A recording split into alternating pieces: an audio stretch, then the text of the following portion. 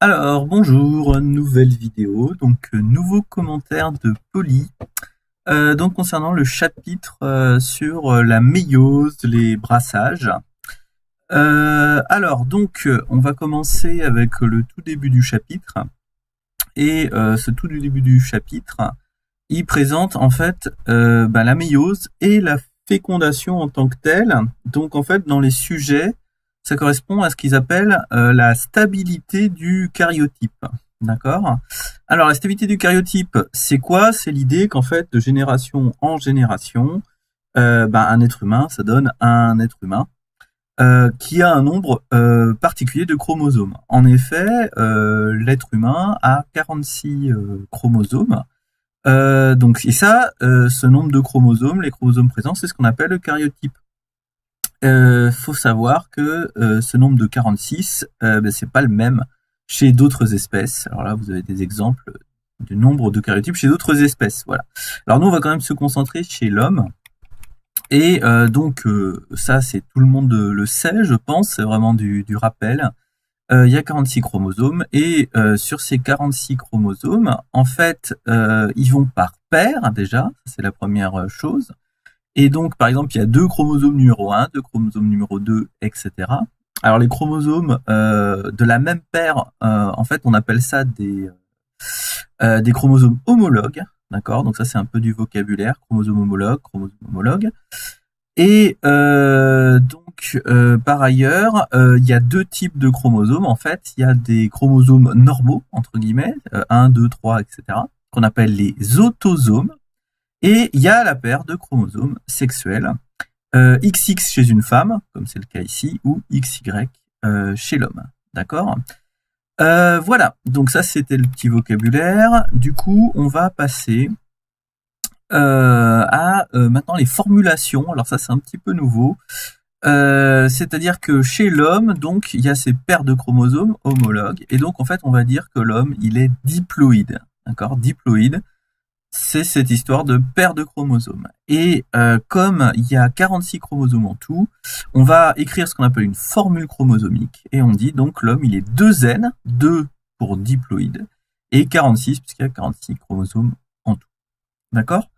Alors, voyons maintenant les phénomènes qui se passent lorsque on passe d'une génération à l'autre.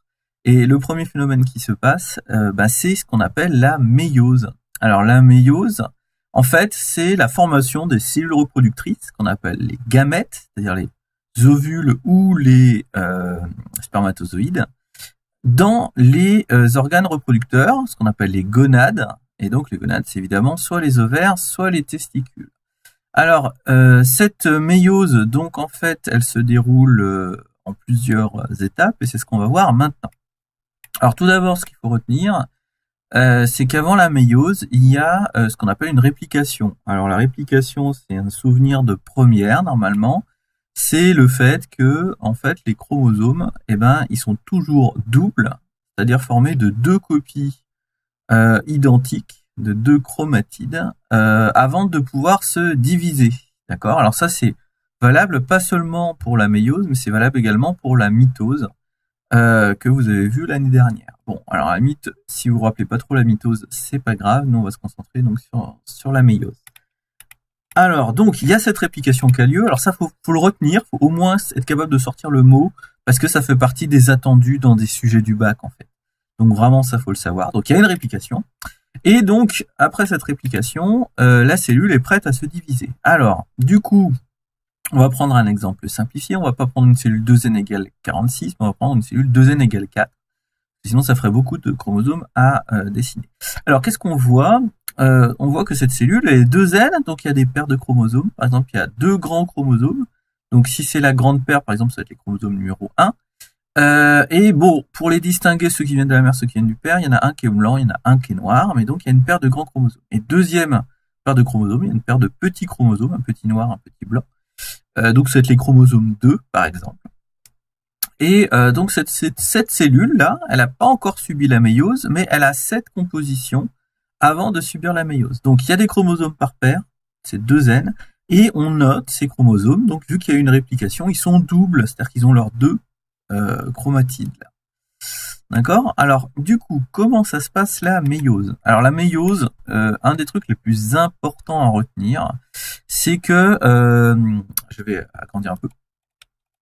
Voilà, les chromosomes, en fait, initialement, ils sont par paire. En fait, ils sont regroupés par paire. C'est pas le cas lors de la division cellulaire classique, la mitose.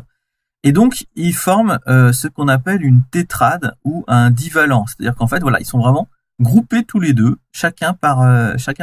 Donc, les deux 1 sont ensemble, les deux 2 sont ensemble. Et donc, ça, c'est la première phase.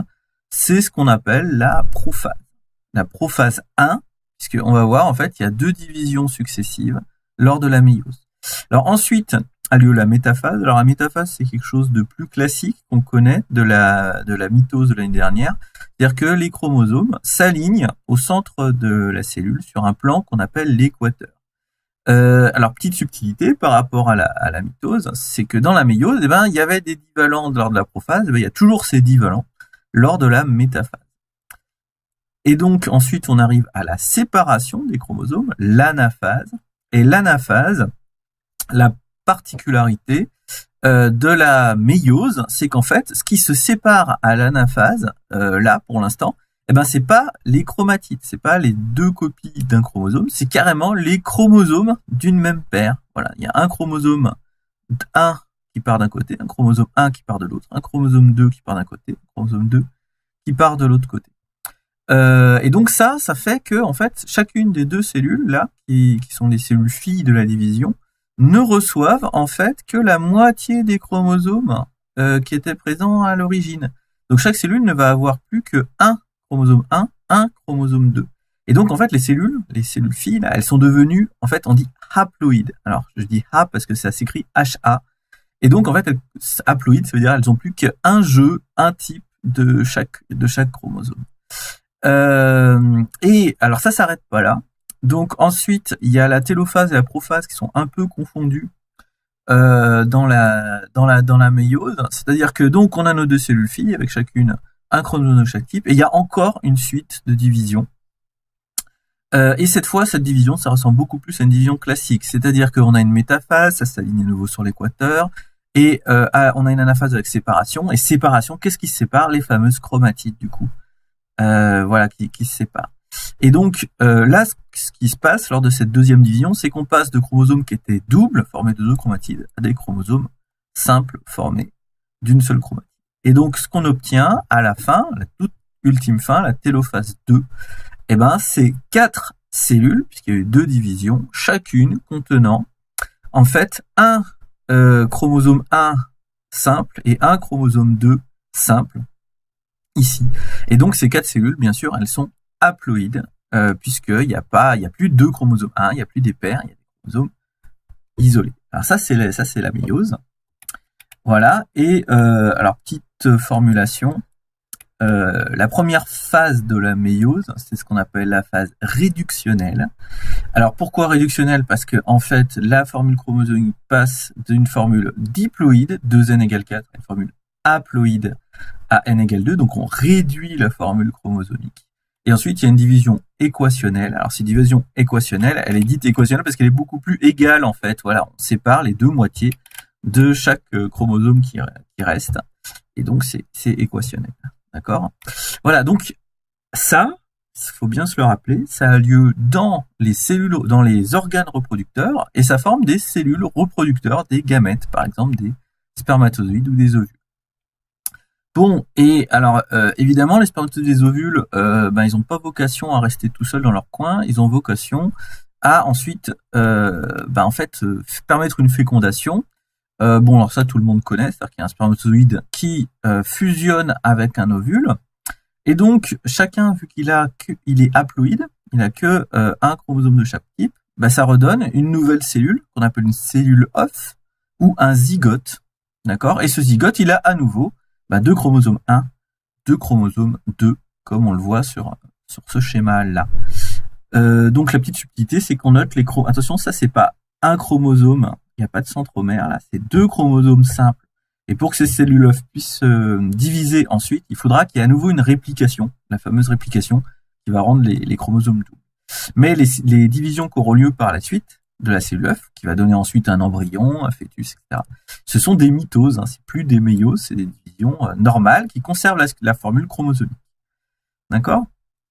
Voilà, donc du coup, si on résume, en fait, qu'est-ce qui se passe ? On a ce qu'on appelle un cycle reproducteur, qui, dans le cas de l'homme, est un cycle reproducteur de diploïde, c'est-à-dire qu'on a un organisme adulte mâle qui est 2N, et diploïde. Lors de la méiose, donc on obtient des gamètes, qui eux sont N, et puis il y a une fécondation entre ces gamètes et les gamètes d'un autre individu qui redonne finalement une cellule œuf 2N, et cette cellule œuf 2N, par mitose successive, elle redonne donc un organisme adulte diploïde. Et donc, ce qu'on dit, c'est qu'il y a une diplophase dominante, parce qu'en fait, l'essentiel de la vie de l'organisme se déroule sous forme diploïde, et la haplophase est très réduite, c'est-à-dire qu'en fait, c'est juste les gamètes, en fait, les spermatozoïdes et les ovules, et ça dure pas très longtemps dans la vie de l'organisme. Voilà, donc ça c'était le début de ce chapitre, et d'ici quelques temps, une autre vidéo sur la suite, qui est l'apparition d'une diversité lors de la méiose et de la fécondation. En gros, ce sont les brassages. Voilà, on verra ça